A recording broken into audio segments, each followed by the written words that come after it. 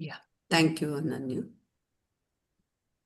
Yeah, good evening and welcome to all of you to yet another session of Talking Films Online. And this we have been having for the past 4 weeks a film festival on Guru Dutt called Guzra Hua Zamana or a bygone era. And tonight we will be discussing last of the films in this festival. And the film is Mr. and Mrs. 55. And the discussion will be led by Pallavi Rao. Dr. Pallavi Rao is currently an assistant professor in media studies at the University of Virginia, Charlottesville, and received her PhD in media studies from Indiana University. Her primary research areas are anti caste and feminist media studies, with a focus on political economy and business histories of Indian media, with an abiding fascination and interest in popular Hindi cinema. She has published her work on caste and patriarchy, popular Hindi film, and India's digital media and entertainment culture in several journals and currently teaches undergraduate courses on the business of media, creative labor, film, and television studies. She has a professional master's degree in writing and communication and has also worked as a lecturer in media writing and social theories at Manipal University. Welcome to you, Pallavi, and over to you. Thank you very much, and thank you particularly to Geeta and Nikhila who invited me for speaking about Guru Dutt, which who is a director I've had a great deal of admiration for. I think, as a lot of people who are Hindi cinema cinephiles do, he is rightly considered a genius and a visionary in many of his I think cinematic techniques, and there's his films have generated so much conversation among film studies scholars as well in academia where I am, but also amongst film enthusiasts across various film collectives that I've been a part of. When Geeta and Nikhila reached out to me, I was really interested, not in Pyasa or Kagaz Ke Phool, which they did tell me other people had already picked to study, but I do love his noir oeuvre as well as his comedies, which I think are lesser known, and Mr. and Mrs. 55 especially because it marks the sort of career in a big way of Madhubala as a star.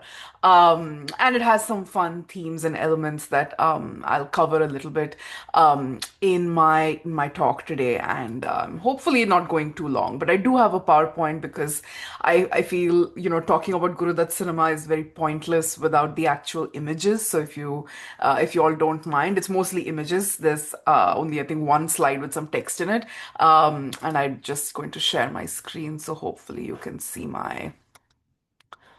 Yes, this is good. I'm going to hide all the faces. Okay. And now we're in full screen. Yes. So this is one of the early posters for Mr. and Mrs. 55, and in many ways, I think it captures some themes that you have seen emerging in the film itself. There is a fairly modern woman sort of being pursued by this man who is at her feet, and in a flipping of that image in the bottom side, you see the same man, not looking as close to Guru Dutt perhaps as I like, but with the woman sort of at his feet in this very sort of sanskari nari getup, and this is in many ways at the core of the film's tension, interest, and sort of real fascination with marriage, I think, and marriage as sort of a transformative, social institution in 1955, which is when the film actually released. And the film is, the opening credits of the film with Guru Dutt Films comes in is actually a newspaper clipping of the extant sort of the Free Press Journal, which was a newspaper at that time.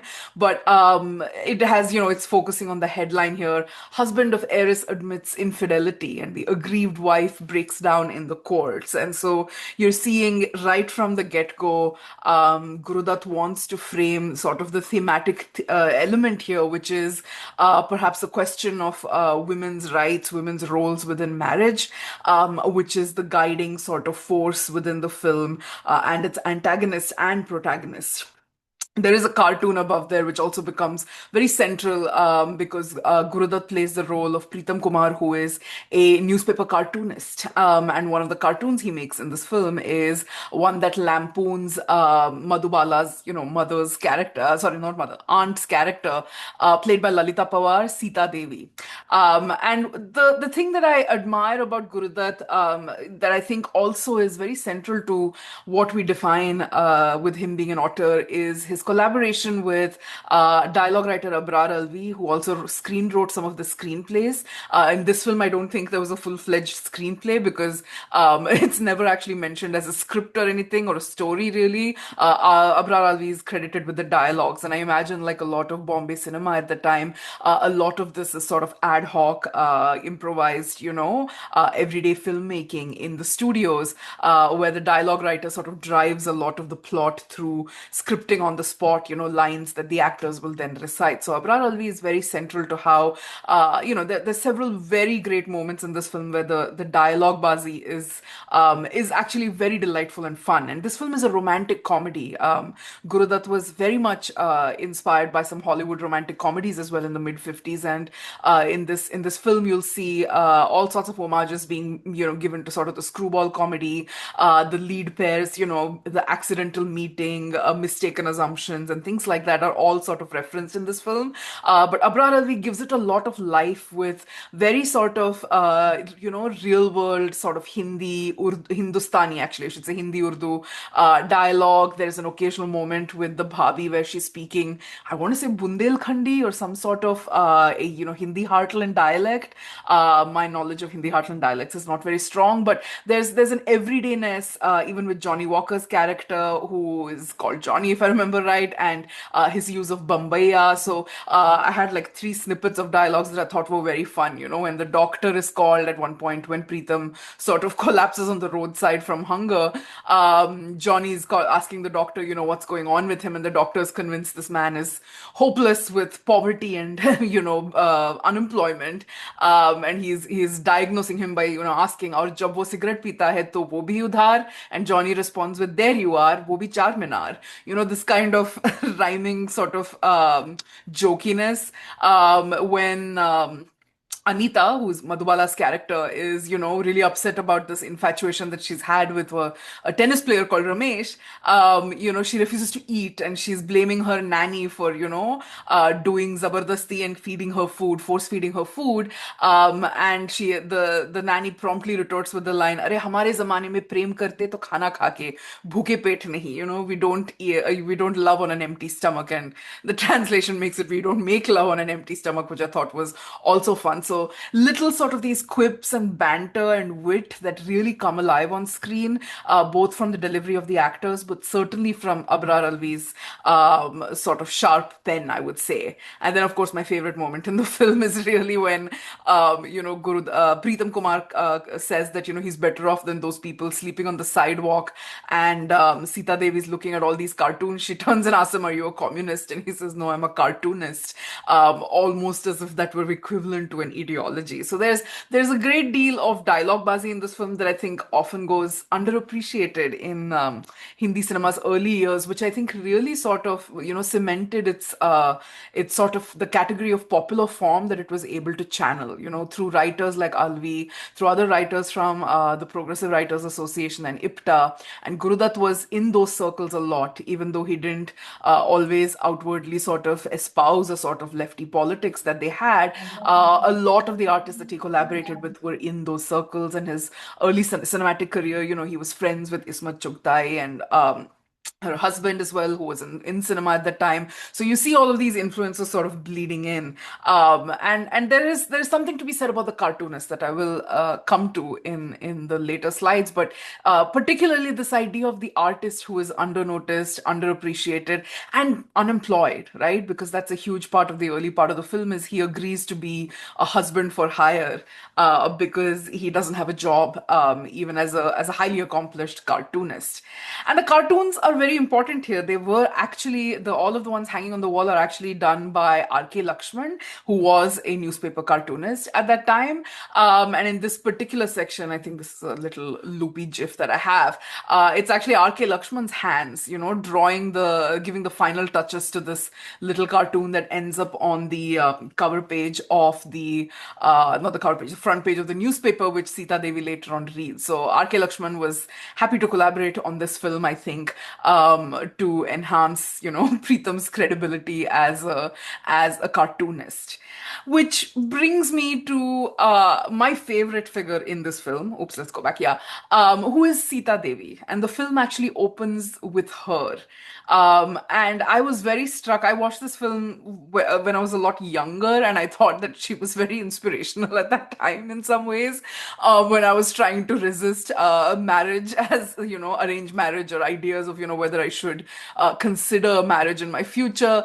But I've been watching it, I watched this more recently, and again, I'm very struck by the way in which the film starts off with her presumably as an antagonist of sorts. She has very misandrous, man-hating views that are captured straight up by her support for this divorce bill. She's part of a women's union that fights to get the divorce bill passed, and she has these wonderful lines where she's like, in a man's society, woman is taught to be happy slaving for her husband. You get a little bit of a hint of a backstory that she perhaps had a very unhappy marriage herself, with a very skewed power dynamic, and that has probably driven her to conclude that all men are opportunists. But also central to the role here that is not mentioned as much in some of the critical writing is Madhubala's character Anita as being an heiress, right? She's inheriting a really vast amount of property on her 20th or 21st birthday. I can't remember. The film gets confused there. Sita Devi's character is very invested in ensuring she has full authority over that money. And there's a clause in the will that very clearly says that she can't access it without being married. And so, Sita Devi is very protective that this young woman should not be taken advantage of, probably with some self-interest in the sense that her own well-being is tied up with Anita's, autonomy and freedom as well. But a very sort of radical idea that a woman should be in charge of the money that she inherits. There is seemingly no male heir in sight. There is no sort of contestation of, whether Anita is the rightful heir to this and whether as a woman she can inherit property even. That sort of is set aside, even though that's very important to 1955's the divorce bill that I'll talk about in a bit. But for me, Sita Devi is in many ways at the heart of, what makes this film fraught.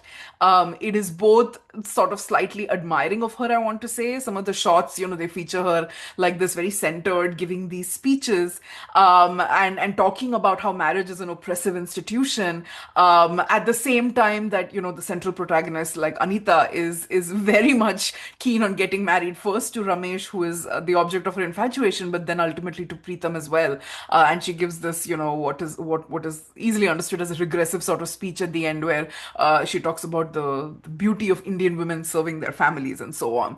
But Sita Devi is fascinating as a character for that. And I think Lalita Pawar, who can get very over the top with the acting, is not as perhaps painted so evilly in this. She scopes out Preetham, she, interviews him, she goes to where he lives, she wants to make sure he's a decent sort, quote unquote decent sort, even though he's unemployed. She wanted someone educated, and she wants somebody who will be very sort of willing to divorce her pretty soon after the marriage, so that the property can then sort of be, granted to her niece. So in some ways, I feel like she's not a classic villain or an antagonist. She is very much operating with Anita's well-being at heart. But I do also think that for her to be the main obstacle is saying certain things about the time that they're in.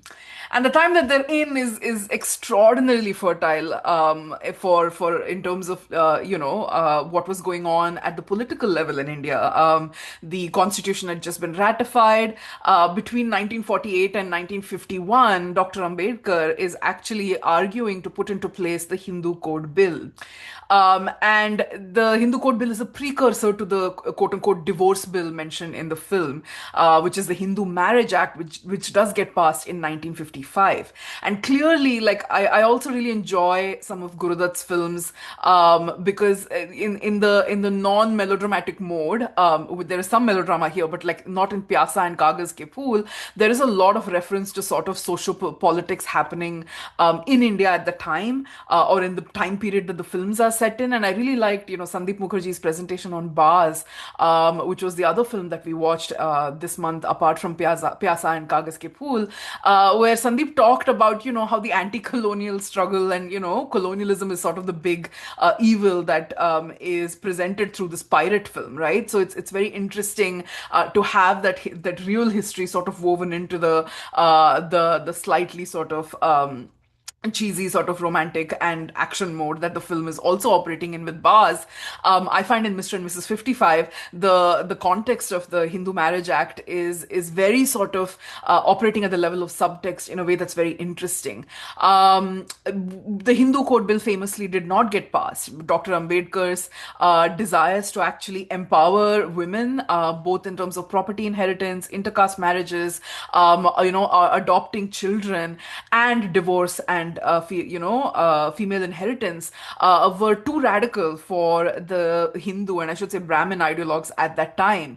And Dr. Rajendra Prasad, who was not doctor, the President Rajendra Prasad, who was himself against the bill, in fact said that his wife would not be happy with the divorce clauses and considered it to be too radical for India at that time. And this kind of pushback really sort of made Ambedkar despondent, and he ended up resigning.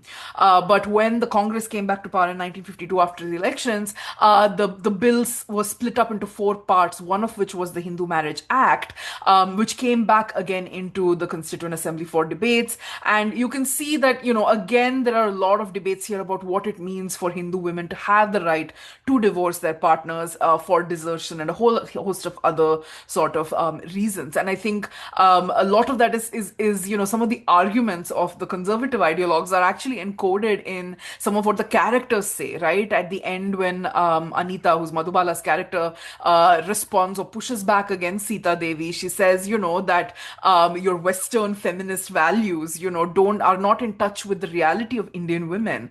That, Indian women do like the family. They find fulfillment in serving their family and things like that.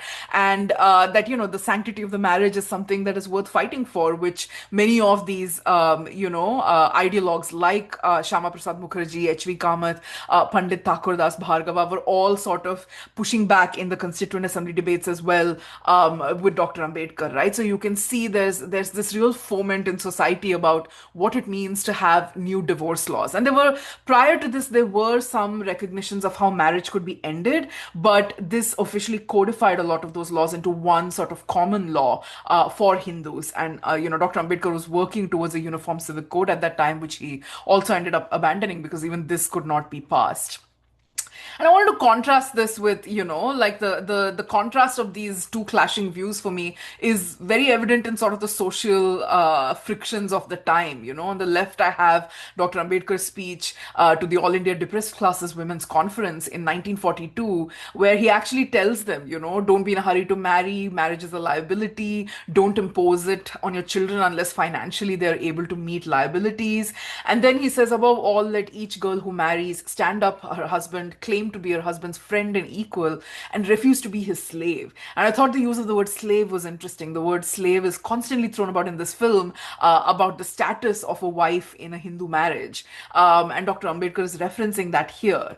And in contrast to that, of course, was the Gita Press's Kalyan magazine, which had a series of sort of oppositions to the Hindu Code Bill in 1950, all through the late 40s and early 50s, in fact. And in this particular editorial, which I've pulled from an Akshaya Mukul article, article, it's like an editorial. I think there's no author attributed to it. It says the Hindu until now the Hindu public was taking Dr. Ambedkar's words seriously, but it's now confirmed that the Hindu Code Bill is the most important part of his conspiracy to destroy Hindu dharma. It would be a matter of great humiliation, shame for the Hindus, and a blot on Hindu dharma if a man like him, presumably untouchable Dalit man, remains their law minister. And so they're very sort of antagonistic. There's protests happening there. People are camping outside the parliament as these debates are happening.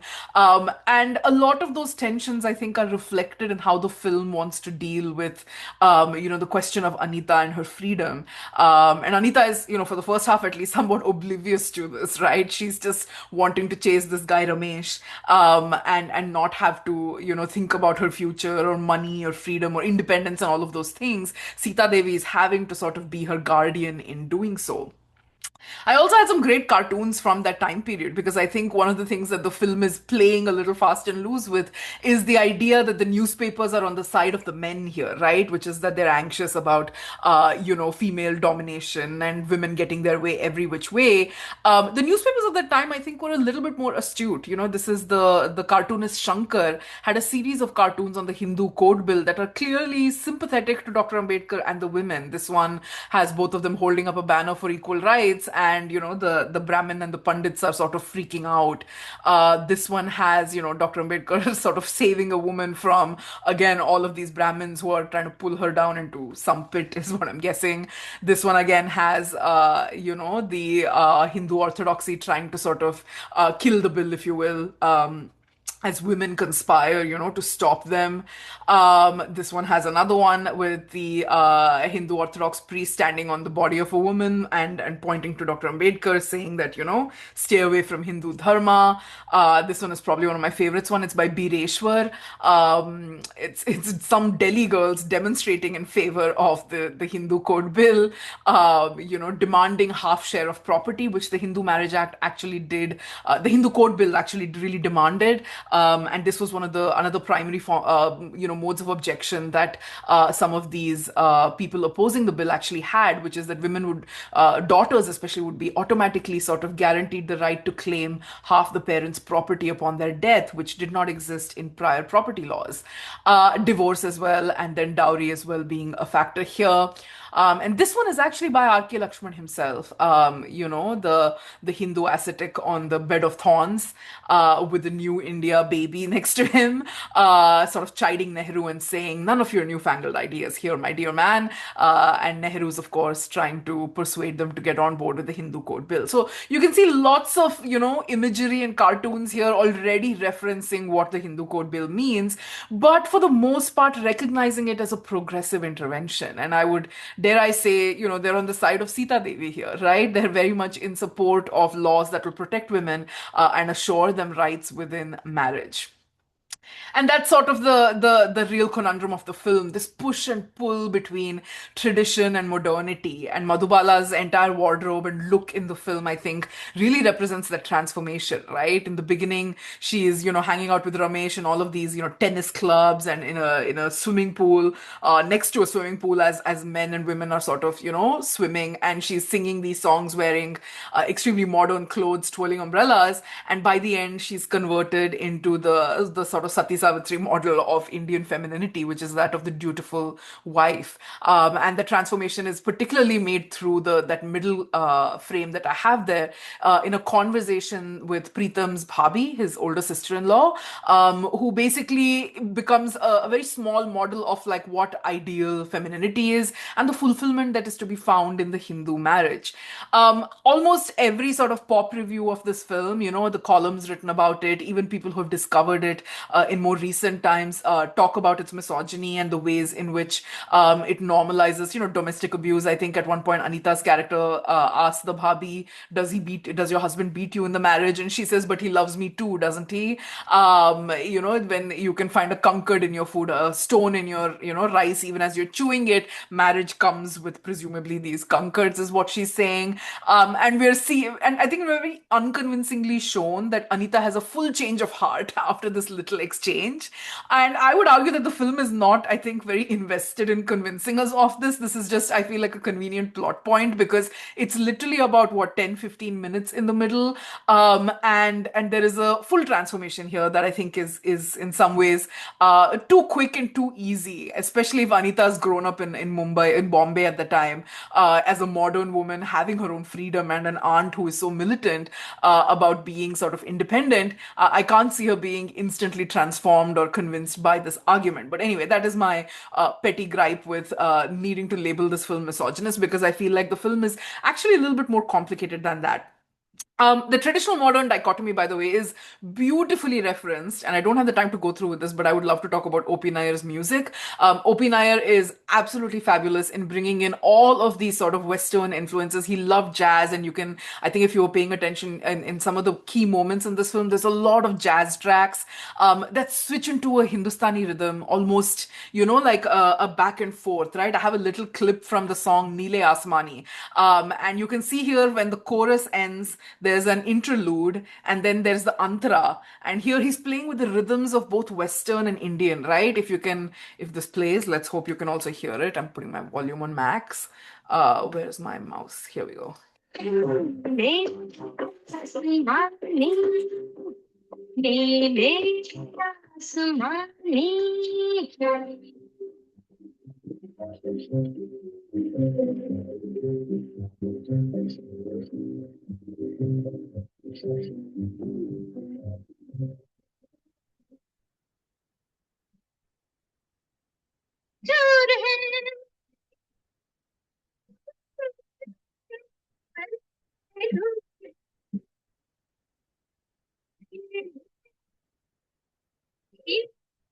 So I hope you can hear that. I will stop there, but you get a sense of no, continue to share. Hopefully you can still see this. You can get a sense here of the ways in which the music is so central to how the film is also aware of this push and pull between the Western and the Indian, right? It's there as a running theme throughout. In fact, I think in the registrar scene where they're actually getting married at the registrar's office, why did this go back? There is a great jazz ensemble. Suddenly, these bass rhythm starts to kick off, and it's like a comic moment because that's the moment that Anita realizes that Preetham is the man that who she's been flirting with is actually also now going to be her groom, and so there's like a delightful moment of tension, and the jazz music is what sets the mood for that. So O.P. Nair's songs are all great in this, and at different points he brings in very Hindustani sort of elements to it, like the kawali at the end, for instance, which brings in Guru Dutt's melodramatic form, right? The man who's lost his lover and is sort of lost wandering the streets. But at other times, you have such fabulous little numbers, like Thandi Hawa Khali Ghata, which are like very peppy and light and are very much borrowing off these Western musical elements. So O.P. Nair is a great sort of soundtrack to this film. And of course, he is also, I think, central to CID, which comes the next year, 1956, which is produced by Guru Dutt, not directed by him, but which has some of O.P. Nair's best work, in my opinion. But I wanted to talk a little bit about the romantic comedy as a genre, because people don't think about Guru Dutt as sort of extraordinaire, director extraordinaire of the romantic comedy. And Guru Dutt and Abrar Alvi and V.K. Murthy were all sort of influenced by the Hollywood rom-com, which I think were very central to this film in particular. Where are you? Why are you not going back? Yeah. The film is actually very loosely based on an actual Hollywood film, a 1941 Hollywood film called Come Live With Me, which had Jimmy Stewart and Hedy Lamarr. Lamarr was herself a European refugee, and the film is playing off of that. She is a refugee from Vienna, escaping Nazi Europe in the United States, and in order to stay on, has to quickly marry somebody to be in the US legally. And so she pays this man, played by James Stewart, to be her husband so that she can get the visa and continue her affair with another man in the meantime. But at one point, he drives her to his country home, and she spends some time in the country home. She meets his grandmother and then is, persuaded to stay married to him, and falls in love with him, and so on. So the film's plot is, in many ways similar.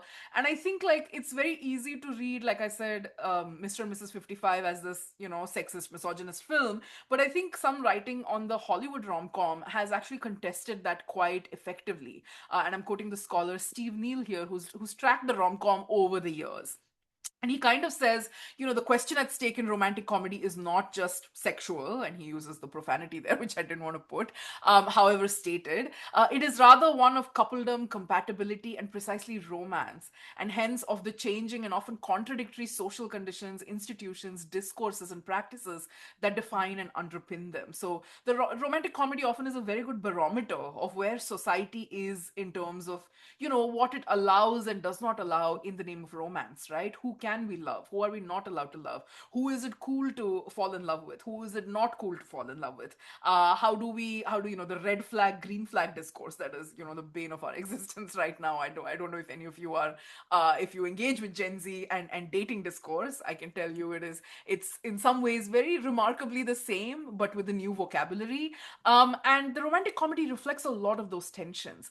And despite all of its conservatism, because many of these comedies do end up with the happily ever after being marriage and finding the perfect man and presumably the perfect married life, there are elements here of rebellion that are very clearly evident and that women audiences respond to.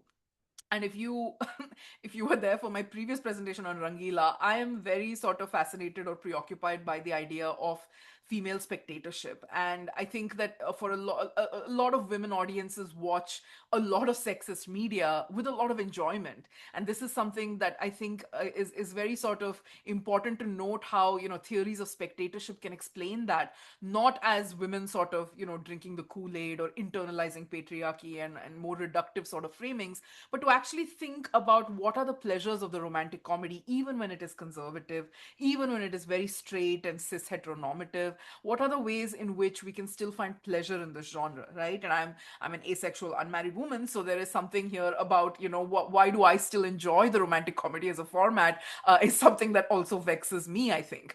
And there's an excellent honors thesis by a student. I don't think they're still in academia, so I don't know. But Jordan A. Sharaga has this thesis called "Female Moment slash Male Structure." It is actually downloadable from I can't remember which institute they graduated from, but it's on the website. And Sharaga argues in this that instead of the typical formula of the rom com, the Hollywood rom com in particular, seems to be boy meets girl, boy loses girl, boy gets girl again. And in this, the girl is just the object, and it can be very easy to sort of see the narrative as just being very sexist in treating her as this object that has to be won, that has to be convinced, that has to be persuaded and wooed. This poster clearly says how to woo an unkissed bride.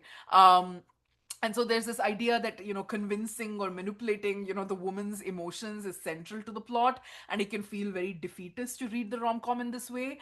Sharaga actually says, let's think of the rom-com amongst other films as doing something with female moments, right? Instead of thinking of the film as a sort of narrative whole, it can be fractured into a series of moments where you can see all sorts of tensions emerge, where women are not the sort of very ruly disciplined subjects that society wants to make of them. They're actually sort of messing with the boundaries of that, in very interesting ways. And I think this film does that constantly.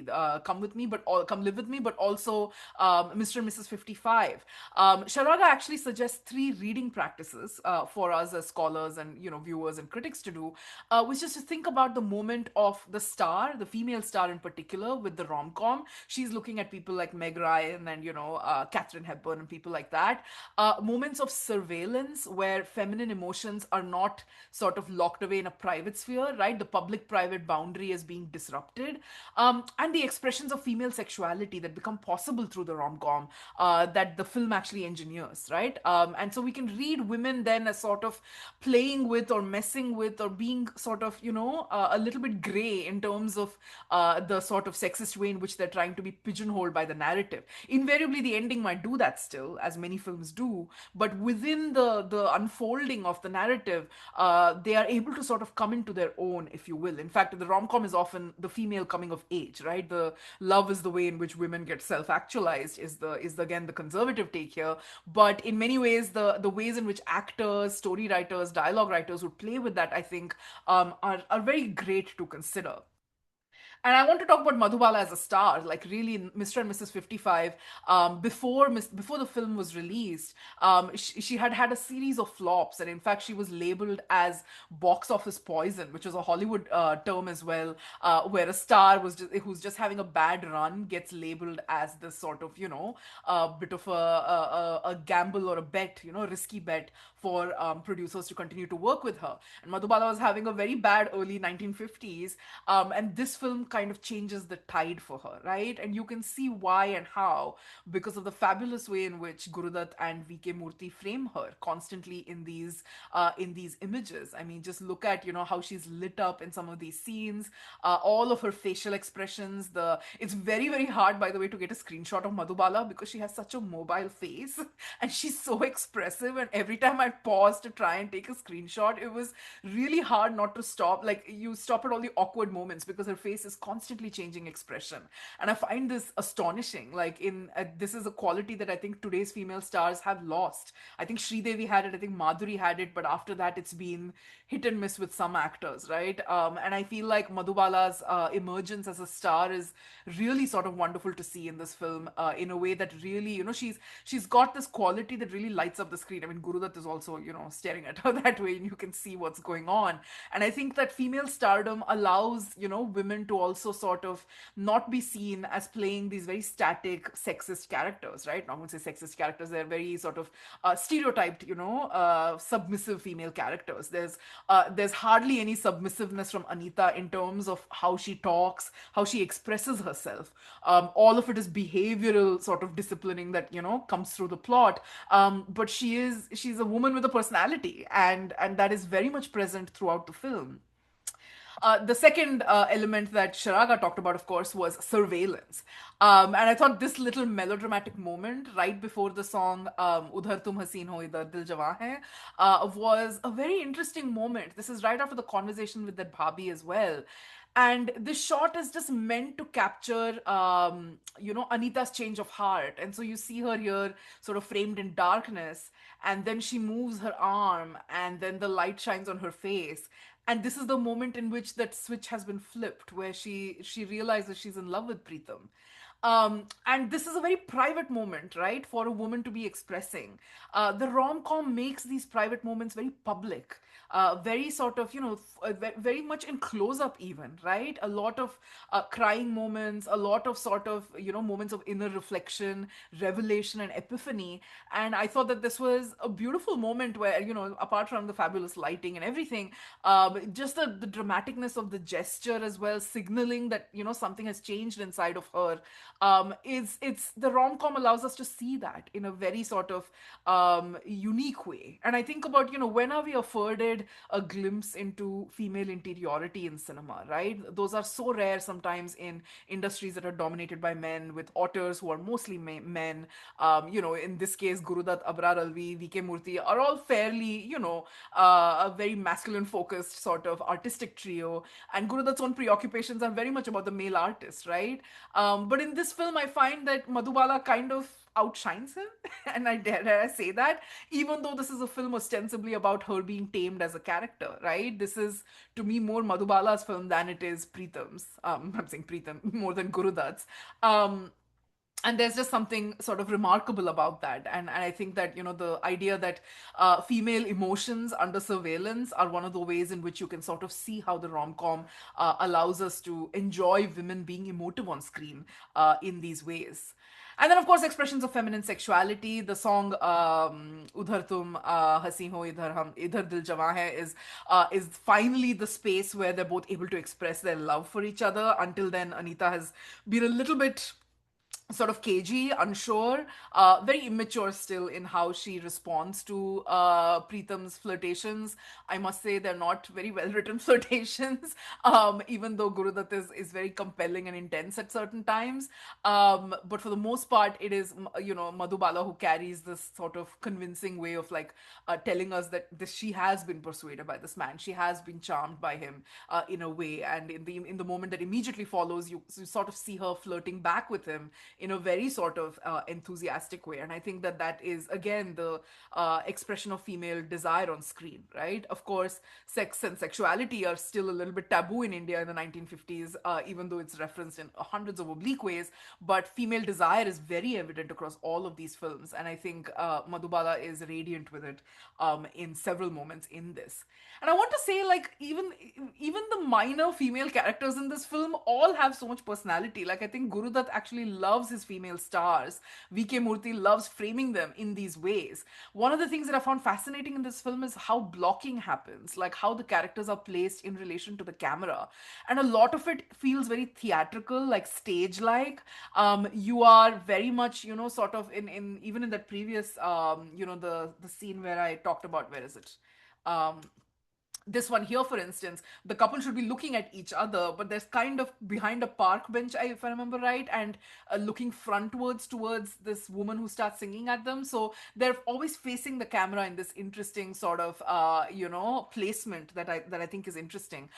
In this one, they're a little bit more sort of side profile, which I thought was great. But in several of these shots, you can just see women sort of looking, teasing, singing, talking back. Yasmin's role on top there in Jaane Kaha Mera Jigar Gaya Ji is all like, pushing back against the male gaze in particular ways, I think.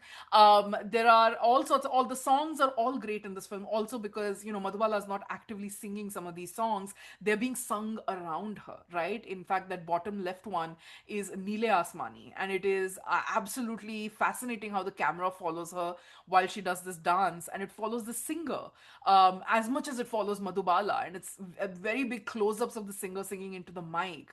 And they're lit up like this, with her and the singer's feelings presumably being superimposed on Madhubala, right? Like you can see some sort of transference being implied here. Even Tuntun's character, which is mostly meant to be sort of comic relief, is as Lily De Silva, if I remember right, is delightfully in this banterous space, right? Even she has these moments where her face is lit up and she's animated in these really lovely sort of moments, even as she's being opportunistic and sort of taking money to lie about Preetham's real world. So I feel like the women in this film are not dull or boring. If this was a misogynistic portrayal, they should all come across as very flat, one-dimensional sort of characters, and they're not. They're everywhere doing things, being things. Even Sita Devi, like I said, doesn't feel flat in that way. Only the Bhabi perhaps does, but she is supposed to be a very minor character, I think, and that's very clear also in how she's not written beyond with any depth at all. And so I find that interesting. And finally, of course, there is the male artist. No, I didn't want to go that far. The male artist who remains Guru Dutt's sort of abiding interest and fascination in all of his films. And in this case, this is the cartoonist. The art form itself here is given less, perhaps, space on screen than in some of his other films. But there's really sort of, I think what's interesting is he's the romantic figure here, but who's not yet fully tragic. There are elements of the tragedy sort of coming in, but it's always sort of laced with a kind of humor, right? In that scene of interrogation, again with that fabulous blocking that you can see here with Lalita Pawar and this very minor character who's her sycophantic secretary called Moni, I think. When they flank, Preetham and interrogate him about his job, and he's like, "Yeah, kumare ho, ji haan, bhagwan ki daya se," and it's very sort of funny but self-deprecating in that way, right? And then the second frame here is from a much later point in the film where Johnny is asking him, kyun usko, matlab, why have you brought yourself to this point where you have to, you can't force her to love you, but you don't also have to give her the divorce so easily. And he says, प्यारे दिल वाले हर काम दरिया दिली से किया करते हैं. This dialogue bazi of what it means to be a very full-hearted lover, generous and giving, I guess, as a character.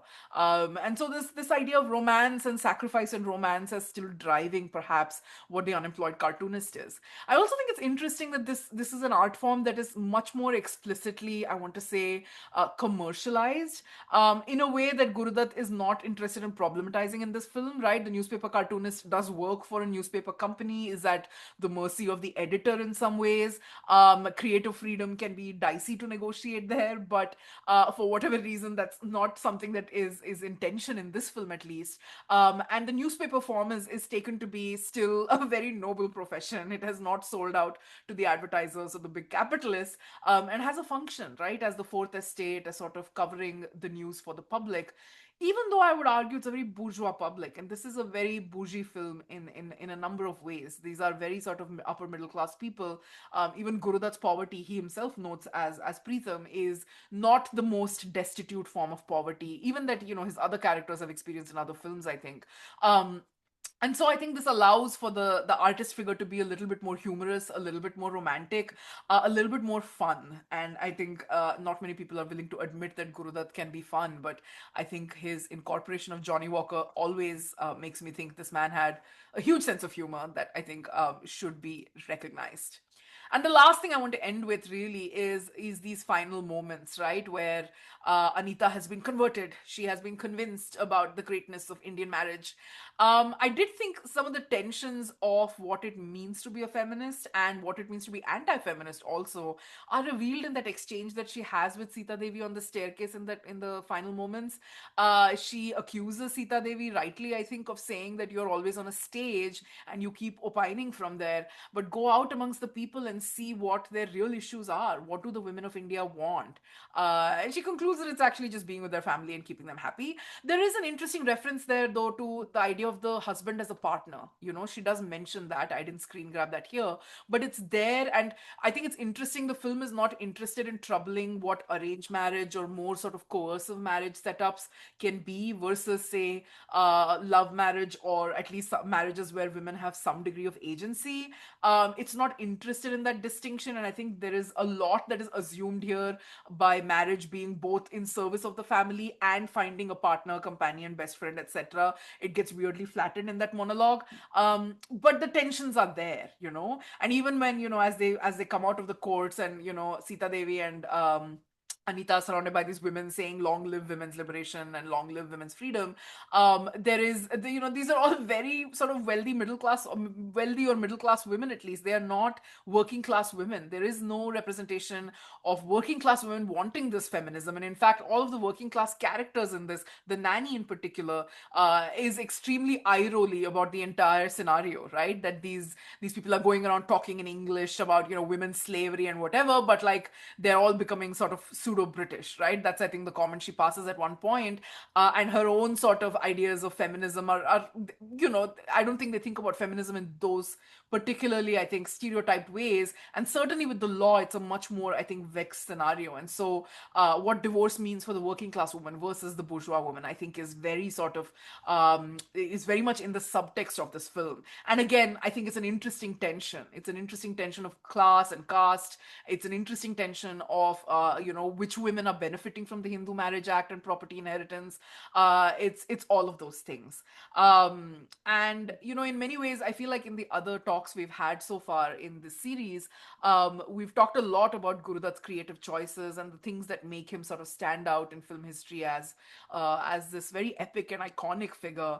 And in many ways, I think he understood the popular parlance as much as he did some of the more sort of artistic and aesthetic elements. And for me, this film captures both of those, right? With the cinematography still being aesthetically sort of gorgeous, alongside a sense of sociopolitics that is interesting and complex and is still very relevant today. I think it's still complicated in how it understands gender politics in the current moment, in its own moment, and which we can bring to the contemporary moment in interesting ways. I will stop there. That was all I had. More than happy to chat about this film in Q&A. Yeah, thank you so much, Pallavi. That was such a lovely, detailed introduction to a film, as you rightly said, is, not just a mere laugh riot or anything of that kind, but it is layered and complex. And I particularly liked the way you located it in its historical moment. The very title of the film, Mr. and Mrs. 55, 55, of course, referring to, the Hindu Marriage Act. So that was something very interesting that you did. And I also thought that the very genre of comedy was employed here, to kind of deflect that social anxiety at that time about this emergent, feminism. So, whenever there is something as new as that, in that a society has to face, there is always a great deal of anxiety about how it would disturb traditional values and the whole system of marriage and domesticity. So, to contain that kind of threat, perhaps, the comic mode was used. And the choice of Lalita Pawar is particularly telling because she was, kind of typecast as the baddie, in the in any movie that she played in. She was always the bad woman and the one who kind of destabilized the family and disturbed conservative values and all of that. So, to have a figure like her depicting this feminist character, I thought was a very conscious choice. And but then at the same time, like you rightly said, she's also, like a complex character, written in a complex manner. And this film, of course, comes before Pyasa and Kagas Ke Phool. But we see, and Guru Dutt's masculinity, that very different kind of masculinity already taking shape in this film. Like he doesn't have a job, he doesn't have a steady income, and he's emotionally expressive. So, all of this, something which, kind of consolidates further in his later film, is anticipated here. So, these are kind of some of my thoughts on this film, and I open it out for discussion. You could unmute whoever wishes to speak. Please unmute so that I get to know you wish to intervene. Yeah, Nikhila. Um, yeah, just to set the conversation, you know, so that there is no pause. Actually, when I watched the film, I am sure I had watched it earlier and I kind of hurriedly watched it over the last 2 days. So when I rewatched the film, the sense that I predominantly got was that it is taking a stand against the debates on the Hindu Marriage Act, and I mean taking an adversarial stance.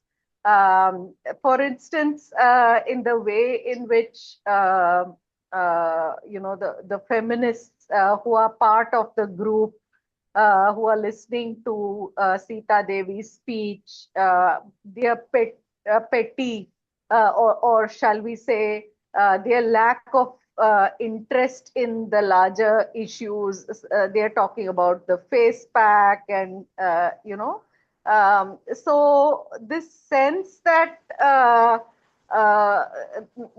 this is all something very trivial, and the whole characterization of feminists and feminism, again through Lalita Pawar, I thought through making Lalita Pawar enact this role, I thought was uh, I mean Yes, Pallavi, I did get a sense of, your argument about the layers to the film and so on. But I thought that this seemed to be clearly, this seemed to be on the other side in the debates on the Hindu Marriage Act.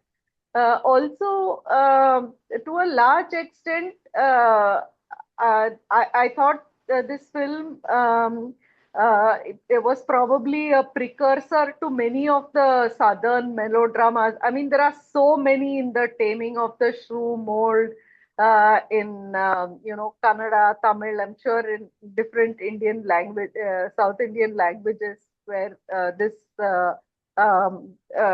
is a common trope of this rich, haughty girl who finally gets tamed, um, by this man, and learns the proper, proper femininity or whatever. So, to me, it's I mean, it's more or less a fairly stereotypical lane that this is kind of going down in. I didn't see much of the nuance, but that could also be because I was watching it in a somewhat distracted way today. So maybe I have to go back to watch the film in the light of your discussion, Pallavi. Yeah, but these were just a few of my observations. Thanks for suggesting this film, Pallavi, and for the great introduction. I feel I might have missed quite a bit while watching the film, especially after listening to you. Thank you. No, thank you as well. I mean, Thank you. if I can only offer something, it would be that something in the film's aesthetics for me betrays both the rejection of a certain kind of assertive femininity, but also a fascination with it.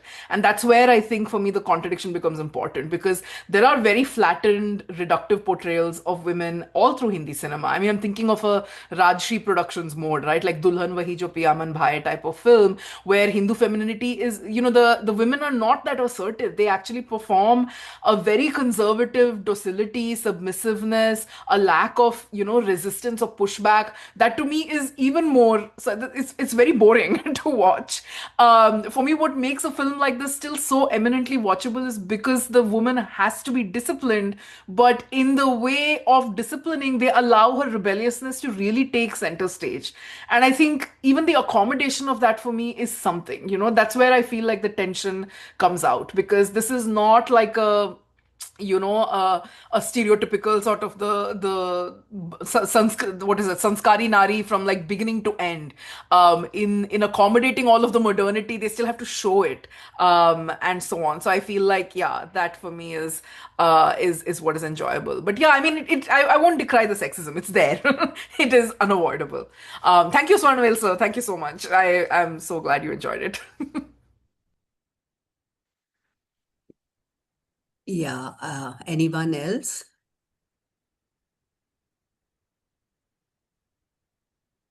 Yes.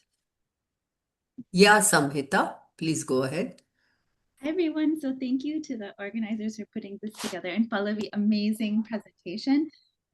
Yeah, I loved it. And I hope you can forgive me projecting my obsessions onto this film. Please do. Which again, I'm really struck by this debate on, on the one hand, the really problematic, even like misogynistic elements of the film, but as you say, that are convincingly in tension with these other elements that is sort of at the heart of a lot of romantic comedies or romance plot lines in a way. And I loved your contextualization of the kind of politics and sort of social milieu of all of these debates happening. Um, and I was wondering if they might come together around the figure of the artist. And again, this is me projecting my own obsessions, which is maybe the romance is an allegory about whether like real love for art is and producing art or life as an artist is possible amidst kind of capitalist conditions of production, especially because starting from the end, like the actual marriage plot in terms of that wrapping up is so anticlimactic, and that seems to be a thing even in films like Gumrah of this era, where it's like the ending is just like and then they lived happily ever after, but it's like it's not actually the somehow what is propelling the charisma of the film or the image. And so I wonder if a lot of what this film is wrestling with is it possible to imagine love and even marriage outside of kind of capitalist imperatives, especially as it's a kind of in some ways a cross-class story, and usually sometimes that was a gloss for caste in some, Yeah. not always, but like there's a way in which then that might come together with the kind of Ambedkarite sort of positions or like kind of intellectual history that you so beautifully unraveled for us, Yeah. where it's I think it's capitalism. It's also the state, right? Because I do think the film is also asking what kind of love is possible when the state has to be the arbitrator of these contentious moments, like where that demand a divorce or things like that. And I think it's suggesting that a true harmonious marriage is simply not possible if the state has to arbitrate on every friction or fight that a couple has to have. And that can also be the more straightforward reading of what's happening here, which is that the average sort of the conservative argument, the Hindu orthodoxy was arguing that the state should not interfere in Hindu marriage because it is essentially a religious institution. And to me, I feel like it's true. And I also wonder here, Preetham's caste is never mentioned. We can obliquely guess that Sita Devi has discerned it by using codes like, I want an educated man, I want a decent man, etc. But remarkably, it's not like a what is it, intra-caste marriage, right? Like it's not set up like a typical caste endogamous arranged marriage. She wants someone who's unemployed, who is available, and is of decent character, which can be code for a lot of these assumptions about caste and class. And it's clear that this man has an education. He comes from some means, not a lot. I mean, his bhabhi has a house. They're not destitute in that way. So he's clearly middle class in some recognizable way. And that is also the assurance we have that, oh, this evil aunt has not married her off to some, destitute, impoverished character who is hell-bent on sort of exploiting it, or clearly also transgressing caste boundaries. And I agree with you. I think the artist role here is very sort of central because I think towards the end, Preetham even tells Sita Devi that I will buy. How much money do you want for you to leave us alone in this marriage? And at one point, he's saying something about he's not for sale. He never cashes those checks, even though he's clearly in need of money. So there's clearly a sort of dignified artistic life that he wants for himself. That the newspaper is finally able to afford him. Right, the editor hires him, and he has a steady job of a sort, which is I think the other reason he doesn't cash those checks. But at least it's possible. And I think the film is trying to suggest that there are these negotiations within these institutions that you make where art, love, sexuality can still sort of thrive underneath institutions that are constantly trying to control them into these boxes, put them into these boxes and keep them contained there. But neither artistic energy nor romantic energy can be contained like that. yeah, thank you. Yeah. And I guess just thinking about how like the main like the melodrama that really draws you in is about the money. Like, is he gonna take Yeah. money? Like, Yeah. so Yeah. And undoubtedly, they're going to get it, right? Like by the end, we're not in any doubt that the money will be released. They'll be happily ever after. I'm still very reassured by the fact that Preetham has to deal with Sita Devi as the mother-in-law. It gives me a lot of hope. There's no escaping Sita Devi. She's going to be there in her life. Yeah. Thank you, Samhita. Thank you, Pallavi. Uh, Fabian, would you like to speak?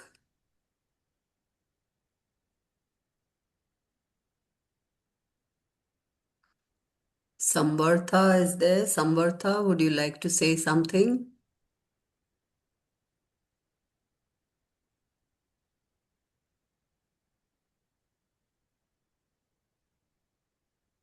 Any other interventions Any My questions? voice is not too good. You know, I have a very bad flu. So, Oh, do you hear me? yeah, Yes. we can. Yes, we can hear you. Yeah, thank you. Nevertheless, I was really very interested by the presentation. It's a very beautiful presentation of this film. I have nothing to say except that the film is when you speak technically, the way he masters the light and he masters Rembrandt lightning. You know, Rembrandt lightning is inspired by the painter Rembrandt from the 16th century in Europe, and Rembrandt lightning is very complicated to do. Some even now, even now in 2025, some directors don't master this lightning.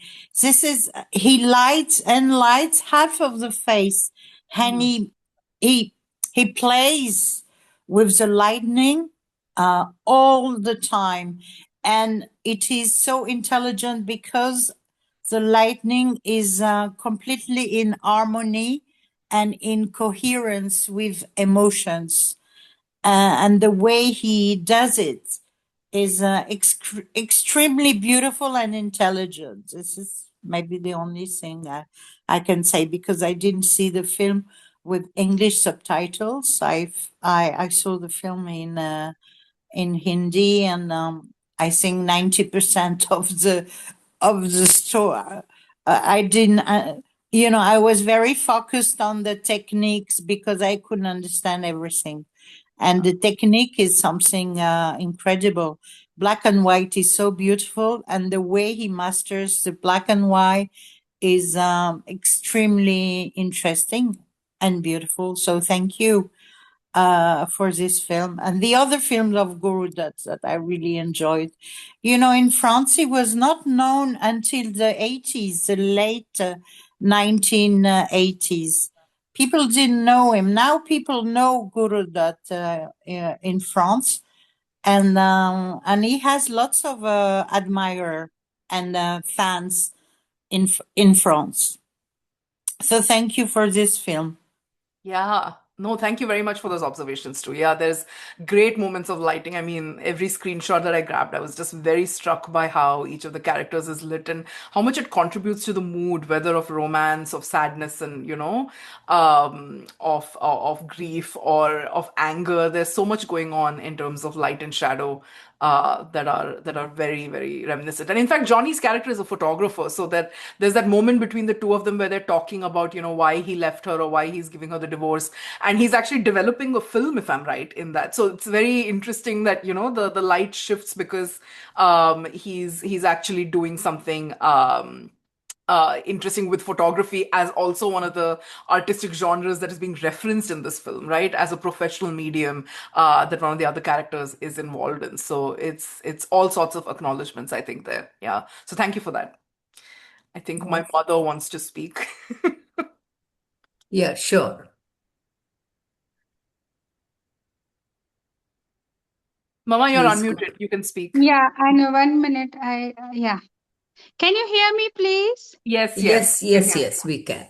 Yeah, so I was very happy to see all of you, such intellectual media people. I am the other side of the spectrum, a doctor, but I was really very happy seeing Pallavi presenting so well. But your enjoyment of O.P. Nair is actually what Yes, has informed me. because Talk about the because music if you can. because Pallavi must have told you that I love singing Bollywood songs. Okay. And our childhood, all these black and white movies, they still fascinate me so much. Interestingly, when I watched this now on the YouTube, also the print was pretty good. And people still like, whether we are older generation or whether younger generation, they love to watch these movies. So in this particular movie, Madhubala is so radiant. And for me, Guru Dutt is not my favorite hero, because those days we used to go for all those goody goody Devanand and Dharmendra and all those people. So his all these facts about his other qualities was highlighted today very well. And in this movie, Gurudutt doesn't appear that Jaan okay, say wistful, not a whiny hero. He's a lovely, wistful fellow, a lovingly wistful fellow, and he's not a tragically doomed fellow like Pyasa, always singing sad songs. So that was very nice. And people like me, I don't like to watch the sad movies and the stark realities of life. We want nice music, dance. So this film was so light-hearted, breezy like that, no? I enjoyed watching this. And I like Johnny Walker so much. After Sar Jo Tera Chakraye, that Pyasa thing, in this movie, Jaane Kahan Gaya, Jigar Gaya Ji, that song, so catchy it is.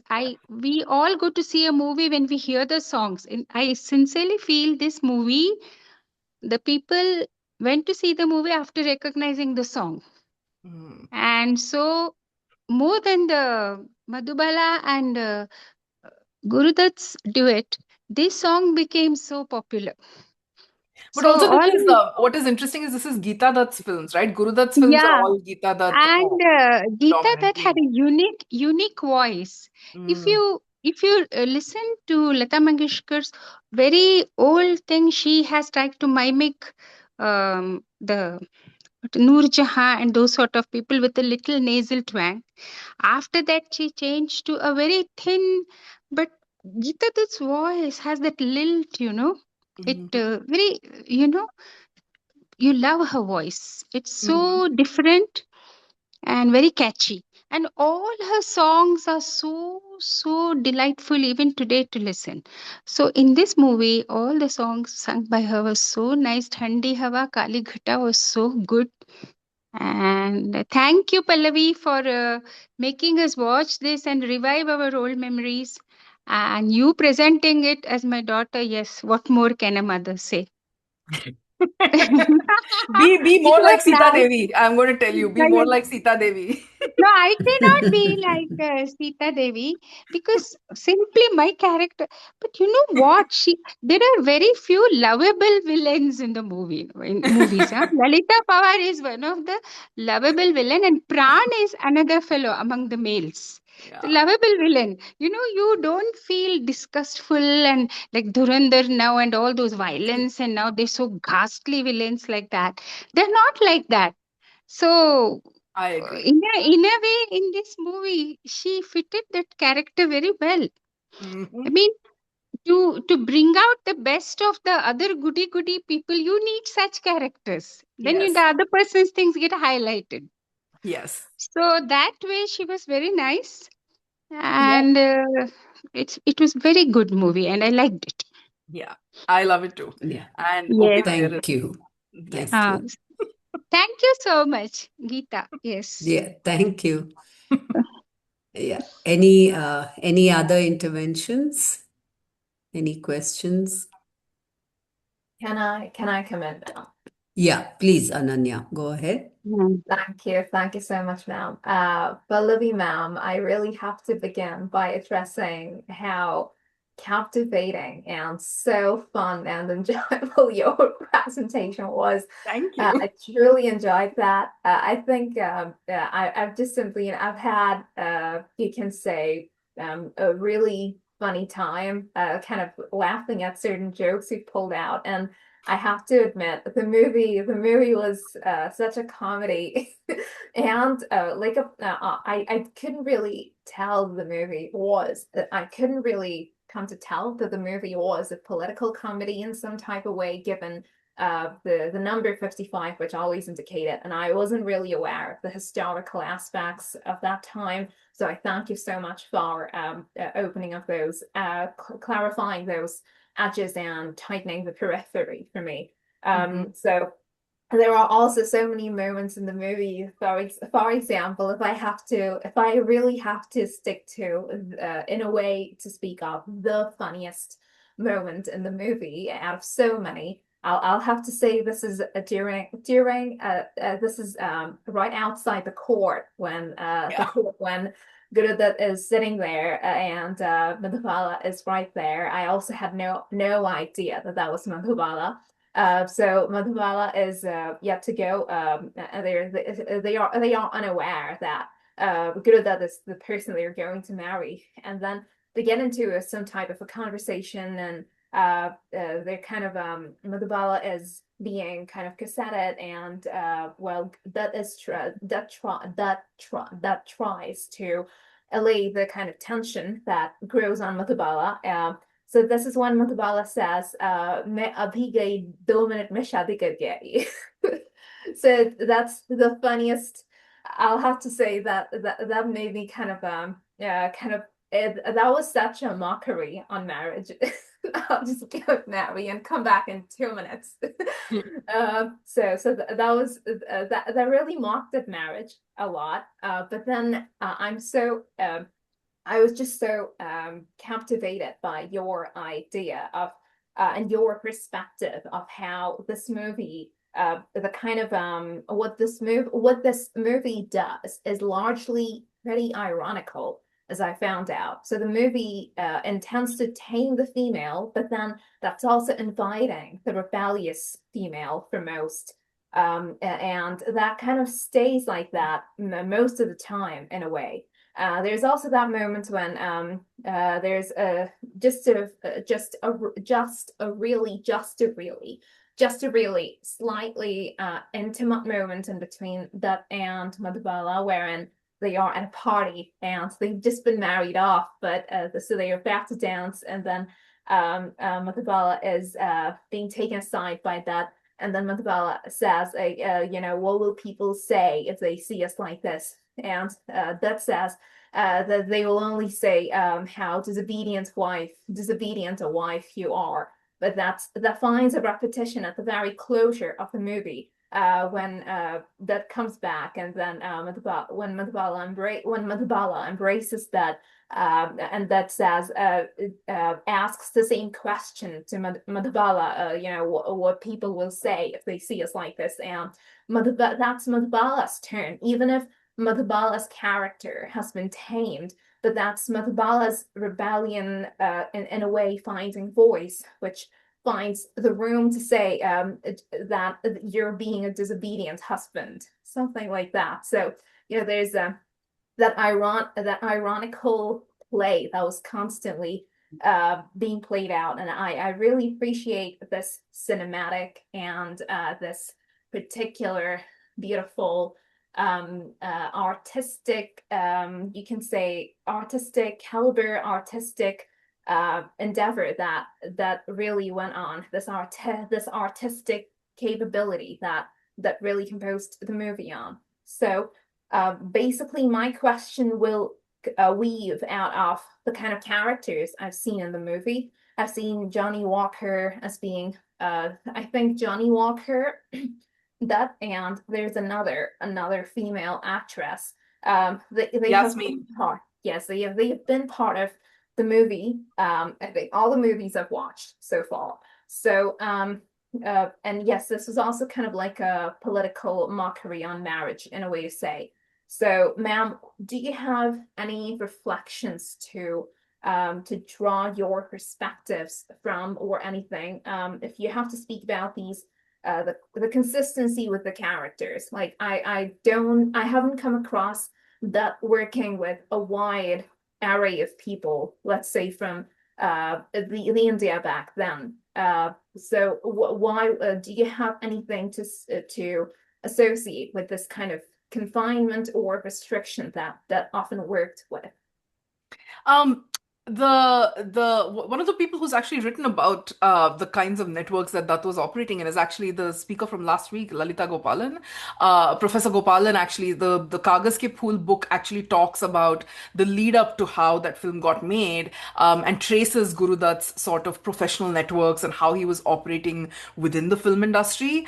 And all of it is through informal networks of friendship, mentorship. At one point, he is in an Uday Shankar particular art institute or something in Almora where he meets Devanand, Rahman, a whole host of these people who become very sort of central to how he begins directing and producing films in Bombay. And so it's very clear that these are old networks coming from like places where they studied together, where they worked together. Devanand had a sort of verbal pact with him that, he would let him direct a film with Devanand as the lead, and that ends up becoming Bazi, his directorial debut with him. All of these friendships and networks that sort of consolidate. And Johnny Walker is one of those collaborations. Abrar Alvi is one of those collaborations, as is VK Murthy.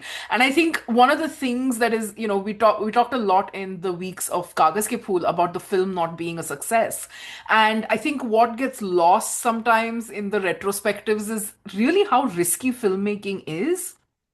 Mr. and Mrs. 55 was a hit, thankfully, and it made the career of Madhubala in particular. But in many ways, if the film had flopped, right, like so many of these actors were grappling with continuing to work, continuing to have income, continuing to sort of keep their businesses viable, right? Guru Dutt Films itself is a good example of that. And so I think when you're in that kind of network setup, Hindi cinema requires you to rely upon your good friends to sort of become constants in these films. And you can see these collaborations all the way up to, I want to say, the late 90s. Even think about people like David Dhawan, Khader Khan, Govinda, right? There are so many films with the same actor, writer, director combinations. And it's because you have a formula, you have a network, you have a set way of doing things, people who understand your artistic method. And these informal things are able to sort of buttress the risks of actually making films, which I think is the big sort of fear underneath all of it, including within the film Kagas Ke Phool also, right? Which is what happens if a film flops. At least the people you're letting down will be primarily friends who decided to work with you rather than actual, producers who are in debt and like moneylenders coming and asking for their money and things like that. So I think in that kind of setup, you will see those fault lines emerge, which is that you work with a very set crew of people. They are your team. They are your immediate friends, collaborators. They're people who share your vision. And I think if you're a director with a particular kind of artistic vision, once you find people who are able to channel that in particular ways, you will only want to repeat that. This is what every filmmaker references. This is what a lot of filmmakers keep saying again and again, that they want to keep working with the same people. And I think you can see this throughout Guru Dutt's filmography, right? I think he's particular about working with particular kinds of artists and not with others. And he tends to fixate on them a little bit, and in a good way, perhaps.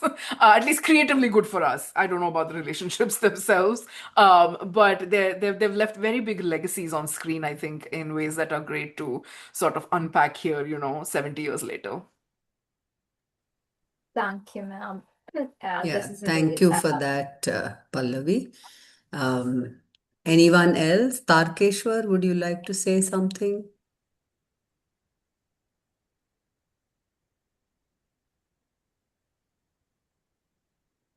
All right. If there are no more interventions, Ma'am, we will. may I? Yes, Tanmay, please go ahead. First of all, thank you, Pallavi ma'am. That was such a wonderful presentation. It's not a question; it's just an observation. So that when I was watching the film, it was like I am reading a novel of Jane Austen. You mean you read Pride and Prejudice, right? That a man who has great fortune must be in want of a wife, but the situation is reversed. The lady wants a husband here, and Yes. it was rightly caricatured throughout the event. So one thing I noticed that the cinematic accuracy of Guru Dutt. I mean, you obviously talked about the issue of surveillance, the interiority of women, but when you look at the character Panita, like how her character appearance changed. She was introduced like wearing a very Western dress in a very Western sport, tennis. But at the end, she was the one who is like shedding her tears. It was not the man character. I mean, it's very easy to tell that the film has a sexist or a feminist problem, but I liked how Guru Dutt was very much observant on how he is portraying the characters. I mean, at the end, Anita becomes a really true Indian woman with her saris and pallus, not wearing a skirt. But on the other hand, the character of Johnny and his girlfriend, their appearance did not change. Obviously, they were a minor character, but I liked it kind of like how Guru Dutt paid attention to these nuances. that he is saying that how Anita truly changed her Yeah. rebellion attitude and everything like that. Yeah. That's it. Yeah. Yeah. No, I agree with you. And I think, at the end of the day, the film has to release for an Indian audience in 1955 in Bombay. And I think there are certain things you see what you do as comforting the audience or giving them something secure to hold on to. Nothing, all the other things it can then risk are allowed, because by the end, she is a Sati Savitri, good woman with who's good to her husband and so on. And she comes home, right? So then you can allow her to do a host of other rebellious things throughout the film. And I think that is why it becomes fun to watch, because then the tension of, the actual sort of like, what are the limits of this? Can she run away with this man? Can she go home with this man? Can she like spend time alone with this man? All start becoming interesting, because at least at the end, we know we're assured that she will end up in a stable Hindu marriage and nothing is going to get disrupted. But also, I think the film is so flippant about marriage, like Ananya's comment mentioned. Like, even at the very last second, when Johnny and Julie discuss getting married, they're like, kahan kare? Registrar office ya girjaghar? Registrar office. And then they're just bantering about where they want to just go and be done with marriage. It's not the Ambani spectacle of 500 guests and like arranging a thing, right? It is just like, it's paperwork. Let's get it done with and get on with the process of living. And I feel like there's something about that is also really delightful, which is that, the wedding is inconsequential. The marriage and the relationship is really what ultimately needs to be resolved. And once that's resolved, everything else is just whatever, we can figure that out. But the wardrobe is, I think it's very much meant to portray that. And there's all the pallu dhakoing and all of that. I mean, it feels a little campy, I have to say, knowing how Madhubala has been throughout the earlier parts of the film, right? Like, she's deliberately putting this, and like around Sita Devi, I feel like she's just honestly trolling her. Like, my sympathies are more with Sita Devi, where I'm like, you see this educated modern young woman suddenly come back with a sari, and you're like, why are you so, why are you acting like a slave, is I think what she literally says. So yeah, it's in that comic element there also, I think. So yeah, it's great fun. Thank you. Yeah. Okay. Thank you all very much for being a part of this discussion, and a big thank you to you, Pallavi. Yes, And Gita, it has been, yeah. Somebody had unmuted. Udupi Krishna Chitra Samaja had unmuted. I'm wondering if it's Paniraj. Paniraj. Oh, Yeah. okay, Yeah, okay. Yeah. No. I just wanted to say thank Pallavi and bringing that 1955 Hindu Marriage Act into the whole gamut of the discussion of the film. Yeah, I think this is the only film where Guru Dutt lands into a family, an institution of family. He watches filmography. In all his films, he's not bothered with the institution of the family, and he's the only director during that periods of 50s who just centered down the family institutions as a modern nation making. All others filmmaking, including Raj Kapoor, wanted family to be an institution as a reflection of a nation building. But Yeah. Guru Dutt is this is the only film. This is the only film where somehow Guru Dutt sheds into a family institution and making Madhubala to be a true Bahu. But I don't know. I mean, because that film which brought him money led him to Pyasa, and then to Kagaz Ke Phool and ruined him anyway. But interestingly, here also, I mean, I'm not sure, because I'm not saying that Bollywood would have watched what I mean happening around Hindu Code Bill and 1955 Marriage Act and all that political turmoil which is going on. But Bollywood is always a censor to the popular this thing. And here comes a moment where a kind of a nuclear family get away from institutional, I mean, family as a joint family institution, which is reflected on nationality, right? Where a truly patriarchal, traditional one, and where the new wife, which comes to be a new bahu, which comes to be in the family, should be a Gruhalakshmi and all that.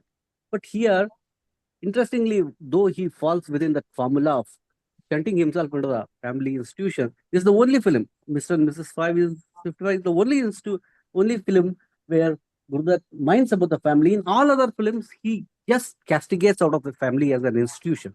And there is never a family in his films. family is always only other director of late is Anurag Kashyap, who is very doubtful about the family as an institution and not as a reflection of nationality.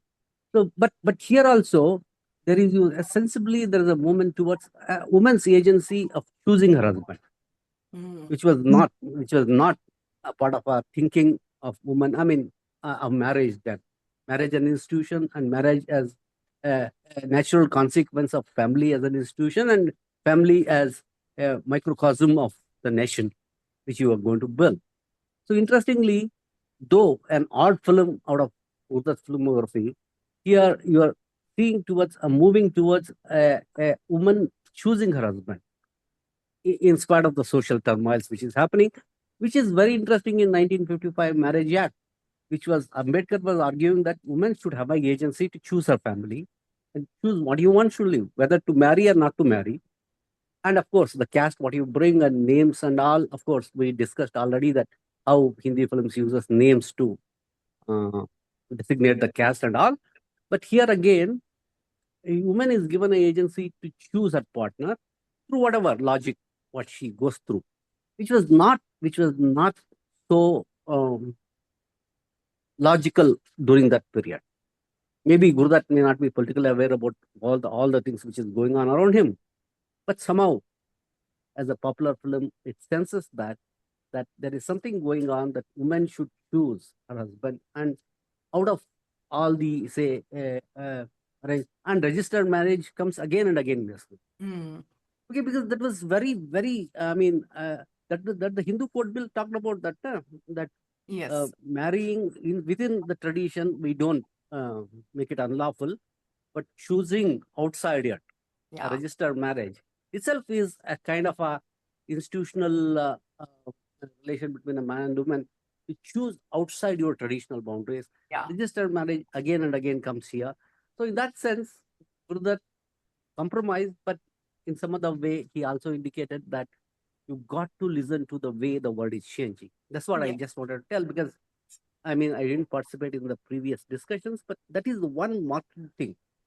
Guru Dutt is the only filmmaker who didn't bring family as a sacred institution as a reflection of nationality. And even in this, when he chooses to marry her, he's marrying into an all-female household. It's very interesting. It's Sita Devi, her secretary, the nanny, and Anita. There are no male patriarchs.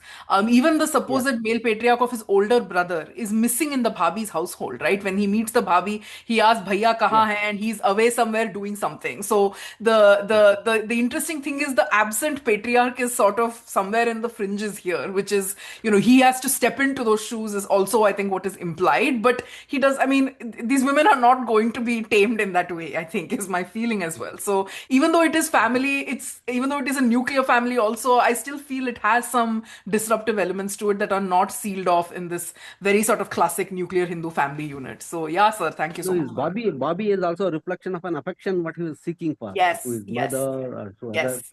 And all through his life, he is seeking an affection by a personality.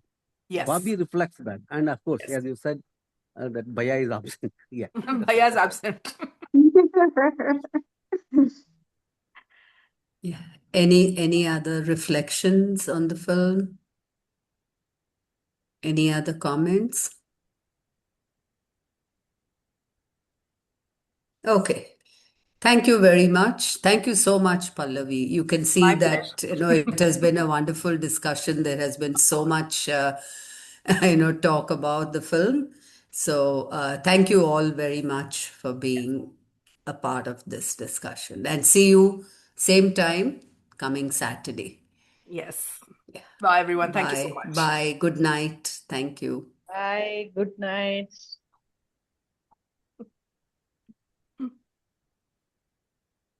Thank you.